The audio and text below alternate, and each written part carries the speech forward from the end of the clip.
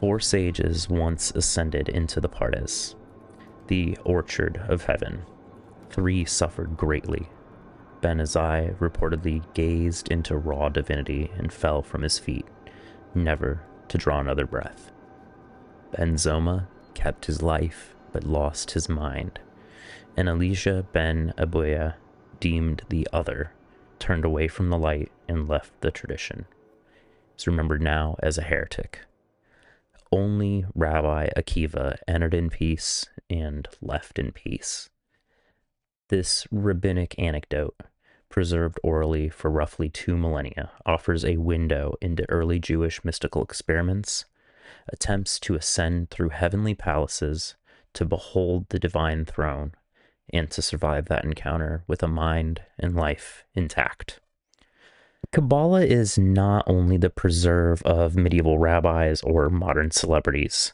It is a living tradition that began with visions of God's throne and, continuing still millennia later, shapes grimoires, secret societies, and contemporary occult experiments.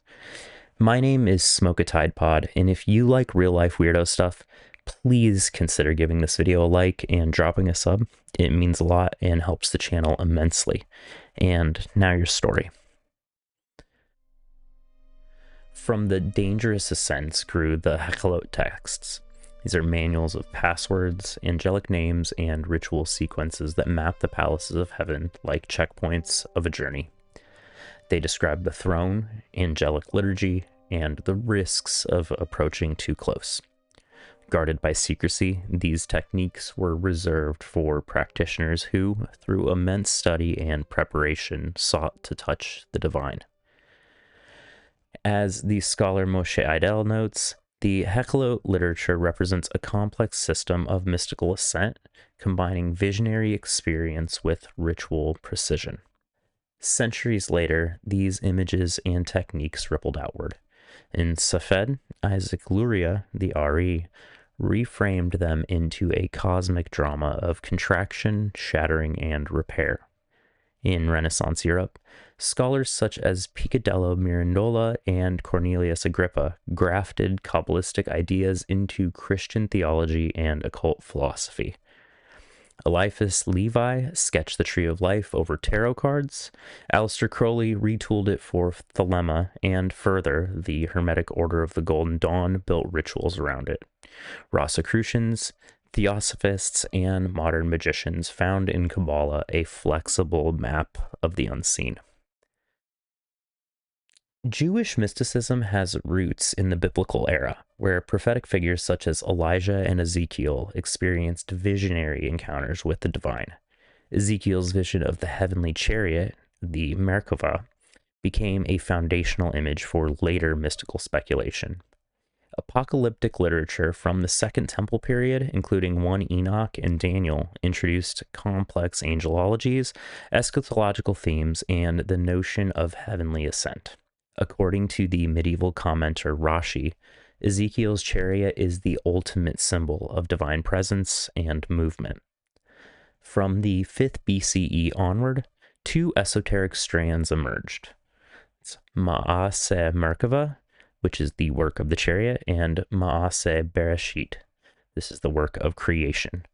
The former focused on the mysteries of the divine chariot and heavenly realms, and the latter explored the secrets of creation and the forces of nature.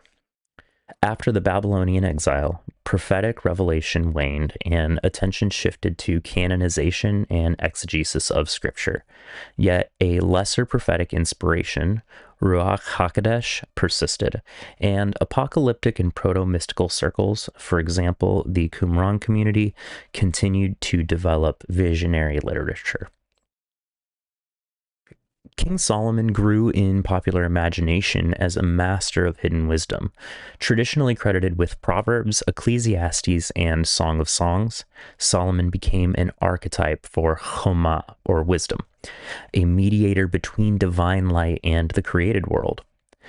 Kabbalists read these texts on multiple levels, Proverbs acting as a guide to moral instruction, Ecclesiastes as a meditation and study involving metaphysical paradox and impermanence, and Song of Songs serving as an allegory of the soul's union with God. Legend tells of Solomon's ring, inscribed with a secret divine name by which he commanded demonic spirits, or in Sufi retelling, jinn, to labor in building the temple. In Jewish and Islamic lore alike, these stories function as parables of wisdom and showcase Solomon's wisdom and esoteric strengths. According to the Testament of Solomon, Solomon's ring was the source of his power over spirits and demons, symbolizing divine authority and wisdom. A major strand of Solomon's post-biblical legacy is the corpus of Solomonic seals and pinnacles. These are talismanic diagrams combining divine names, sacred geometry, and planetary correspondences. These materials and technologies migrated into the Renaissance and modern esoteric practice and were eventually systemized into sets of seals used for invocation, protection, and engagement with forces both divine and hellish.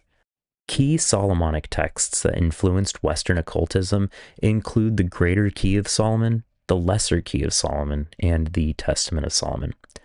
The Lesser Key's Arj Gosha lists those 72 demons with instructions for evocation.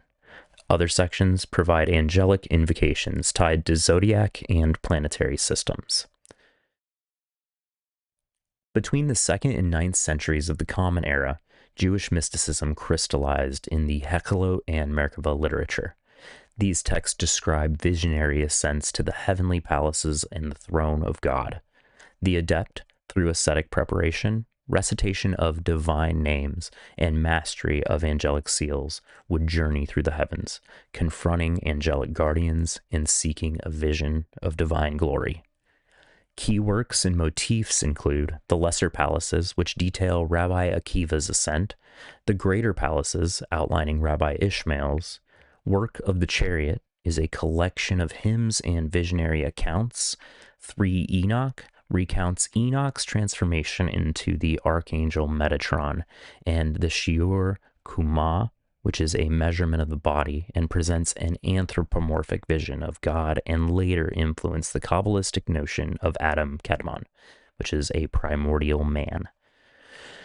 Rabbinic authorities treated these mysteries with caution. The Mishnah, for instance, forbade public teaching of esoteric doctrines, and the anecdote of the 4 who entered the Padres underscores the peril of an unprepared ascent. As the Talmud states, whoever reveals the secrets of the Torah to the unworthy brings destruction upon himself. The Sefer Yetzirah, or Book of Formation, is among the earliest mystical texts, traditionally attributed to Abraham, but likely composed between the 2nd and 6th centuries CE.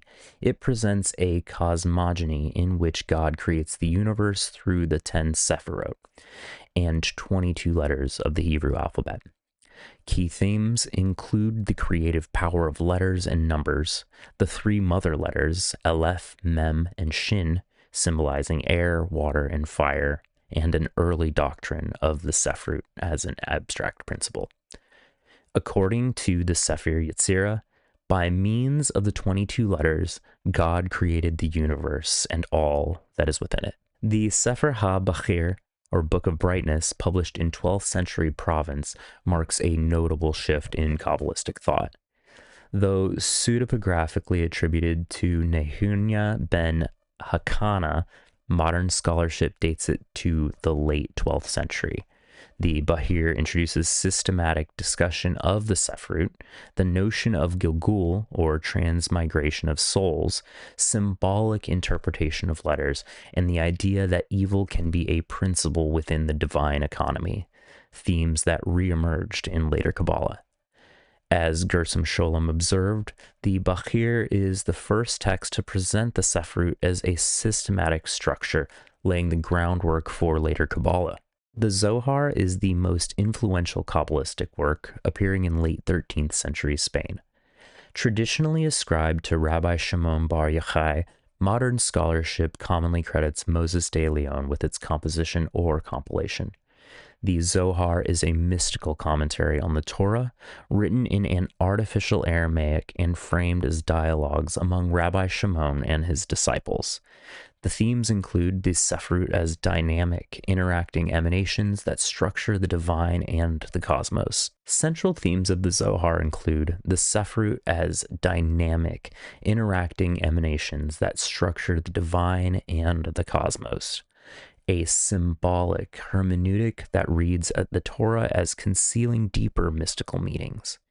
The possibility of union with the divine, balanced by an emphasis on the distinction between God and creation, and tikkun, which is repair, and is the idea that human action, especially the performance of commandments, can influence the divine realm and contribute to cosmic repair and redemption.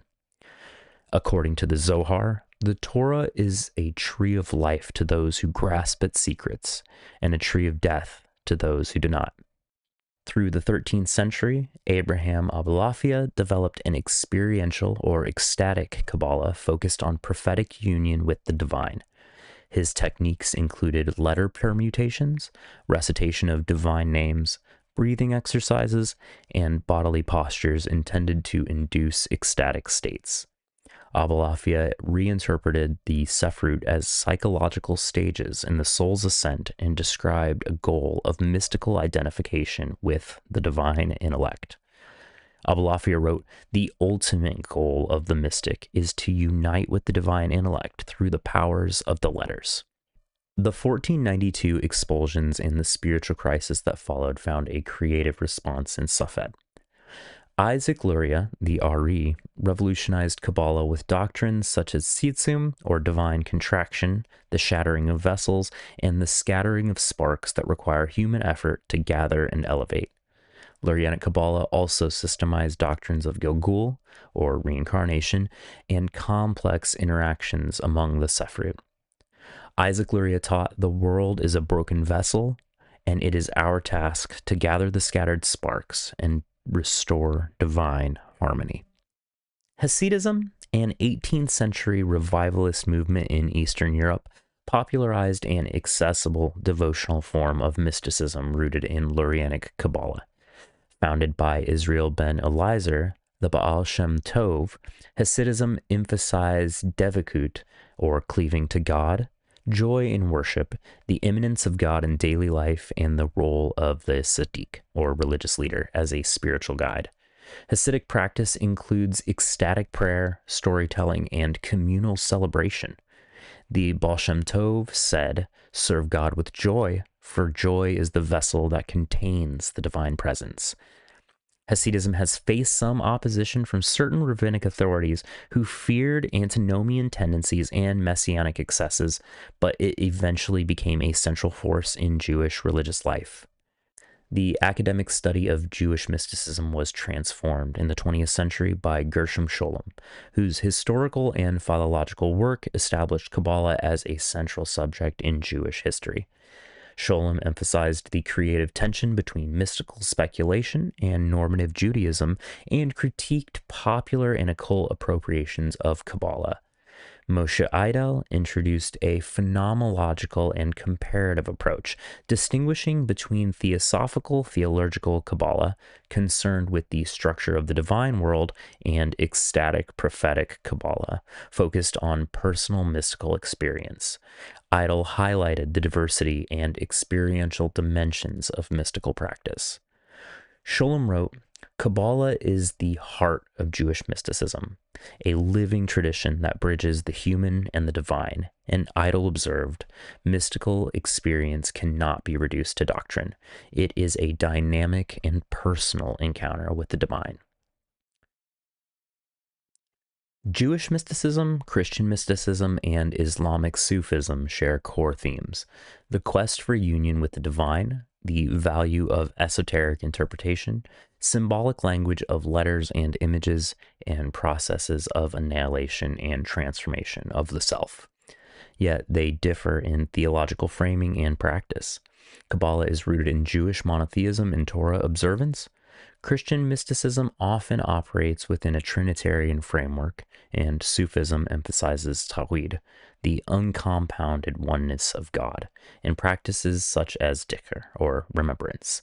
According to the medieval Jewish polemic tradition, as detailed in the Jewish Encyclopedia, Jewish polemics often arose as responses to Christian theological claims, aiming to defend Jewish monotheism and scriptural interpretations. For example, the 13th century Jewish philosopher Maimonides engaged with disputations defending the Jewish understanding of God against Christian Trinitarianism. In Christian mysticism, figures like Meister Eckhart emphasize the soul's union with God through a process of annihilation of the self, paralleling Kabbalistic themes of cleaving and repair. Sufi polemics, meanwhile, often centered on the concept of tawhid and the dangers of anthropomorphism, which contrasts some of the Kabbalistic anthropomorphic imagery, such as that found in the measurements of the body. As Gershom Scholem noted, Jewish Christian polemics reveal a deep engagement with shared scriptural heritage, yet a firm defense of distinct theological boundaries. The polemic literature not only defended beliefs, but also shaped mystical theology, pushing each tradition to refine its doctrines and practices in dialogue and opposition to the others. Despite differences, the traditions have been porous and mutually influential. Jewish thinkers in Islamic lands engaged with Sufi ideas. Renaissance Christian Kabbalah adapted Jewish symbols to Christian ends, and modern esoteric movements drew on Kabbalistic imagery and structure.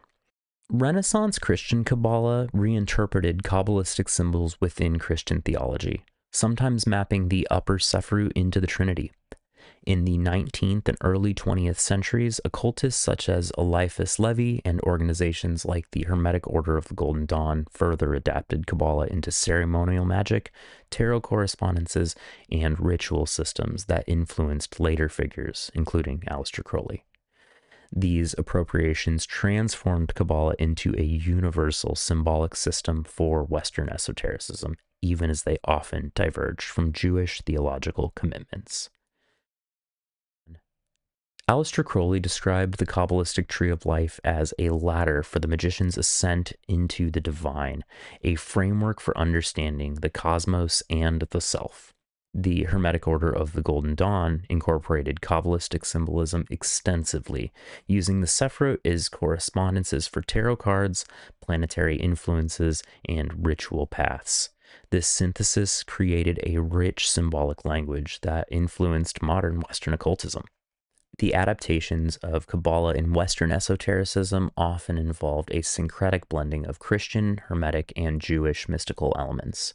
This blending sometimes led to theological tensions, as traditional Jewish Kabbalah emphasizes strict monotheism and Torah observance, while Western esoteric systems often adapt a more universalist or eclectic approach.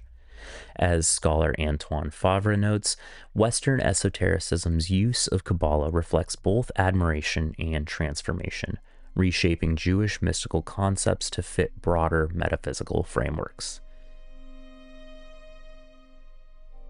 Jewish mysticism is a rich, multifaceted tradition that spans visionary ascent, theosophical systems, ecstatic practice, and ethical theology.